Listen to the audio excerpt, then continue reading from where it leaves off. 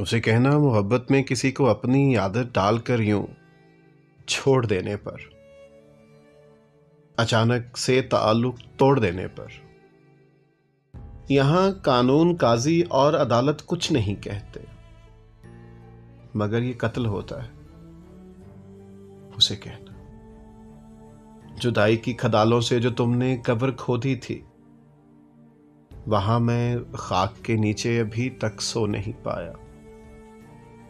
ये ऐसा दाग है जिसको अभी तक धो नहीं पाया।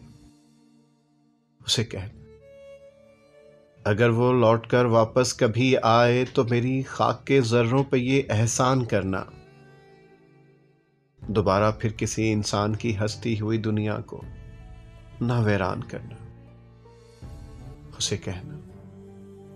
उसे कहना वफा के सर को पत्थर से कभी फोड़ा नहीं करते, मोहब्बत डालकर दिल में उसे तोड़ा नहीं करते।